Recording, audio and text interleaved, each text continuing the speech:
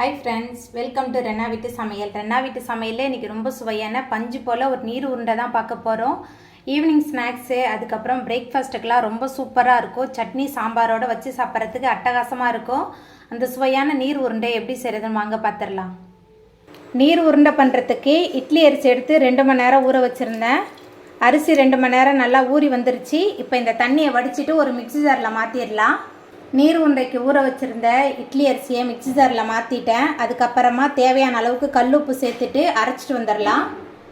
மிக்சியில் மாற்றிட்டு அரைச்சிட்டு வந்துட்டேன். நைஸாக அரைக்கக்கூடாது, கொஞ்சம் கொரன்னு இருக்கணும். நீர் உருண்டைக்கு அரிசி அரைச்சிட்டு வந்துட்டோம். இப்போ நீர் உருண்டை எப்படி பண்ணுறதுன்னு பார்த்துடலாம். நீர் உருண்டை பண்ணுறதுக்கு அடுப்பில் கடாய் வச்சுருக்கேன். அதுக்கப்புறமா தாளிக்க தேவையான அளவுக்கு எண்ணெய் சேர்த்துக்கலாம். எண்ணெய் சூடாகி வரட்டும். எண்ணெய் சூடாகி வந்துட்டு இதில் கடுகு சேர்த்துக்கலாம். கடுகு பொரிய ஆரம்பிச்சிருச்சு. கண்டிப்பாக இதில் கருப்பு உளுத்தம்பருப்பு சேர்த்துக்கலாம். கருப்பு உளுந்து சேர்க்கும் போது நல்ல மணமாகவும் சுவையாகவும் இருக்கும். அதுக்கப்புறமா 2 டேபிள் ஸ்பூன் அளவுக்கு கடலைப்பருப்பு சேர்த்துக்கலாம். கடலைப்பருப்பு சேர்த்துட்டு நல்லா கலந்து விட்டுறலாம்.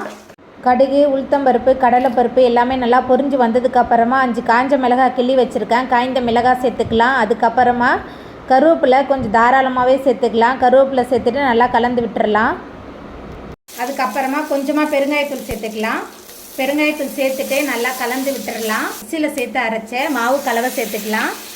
இதில் நம்ம உப்பு சேர்த்துருக்கோம். அதனால் உப்பு உங்களுக்கு வேணும்னா நீங்கள் பார்த்து சேர்த்துக்கோங்க.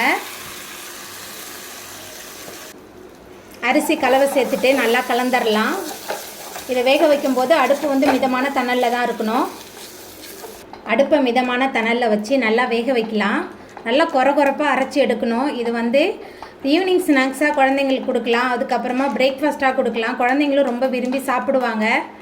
மாவு கலவையை சேர்த்துட்டு கைவிடாமல் நல்லா கிளறி கொடுத்துக்கிட்டே இருக்கணும். ஏன்னா சட்னி அடிப்பிடிக்க ஆரம்பிச்சிடும். அரிசின்றனால நல்லா கலந்துக்கிட்டே இருக்கலாம்.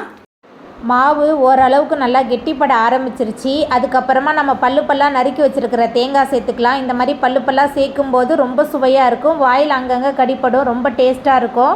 தேங்காய் சேர்த்துட்டு மறுபடியும் நல்லா கலந்து விட்டுறலாம். நம்ம சேர்த்த மாவு கலவை நல்லா சேர்ந்து வந்துருச்சு பாருங்கள். ஒன்று போல் இந்த அளவுக்கு நல்லா ஒன்று போல் சேர்ந்து வரணும். இப்போ நம்ம கையில் தொட்டு பார்த்தோமா கையில் ஒட்டக்கூடாது. மாவு நல்லா பக்குவமாக வெந்துட்டு இப்போ அடுப்பு ஆஃப் பண்ணிவிட்டு இந்த கலவையை நல்லா ஆற வச்சிடலாம். நீர் உருண்டைக்கு ரெடி பண்ண மாவு கலவை நல்லா ஆறி வந்ததுக்கப்புறமா இந்த மாதிரி கையால் கொஞ்சம் கொஞ்சமாக எடுத்து ரவுண்டாக உருட்டி எடுத்துக்கணும். நீர் உருண்டை வேக வைக்கிறதுக்கு அடுப்பில் இட்லி பானையில் தண்ணி வச்சுருந்தேன். தண்ணி நல்லா கொதிக்க ஆரம்பிச்சிருச்சு. அதுக்கப்புறமா நம்ம ரெடி பண்ணி வச்சுருந்த நீர் உருண்டையெல்லாம் இந்த மாதிரி நான் எடுத்து வச்சுருக்கேன். நான் பூவரச இலை கீழே வச்சு அதுக்கு மேலே நான் நீர் உருண்டையெல்லாம் வச்சுருக்கேன். உங்களுக்கு வேணும்னா நீங்கள் வாழை இலை கூட வச்சுக்கலாம். ஒரு மூடி போட்டு 15 நிமிஷத்துக்கு நம்ம வேக வச்சிடலாம். நம்ம நீர் உருண்டையெல்லாம் சூப்பராக வெந்து வந்துருச்சு. இப்போ நம்ம அடுப்பு ஆஃப் பண்ணிடலாம்.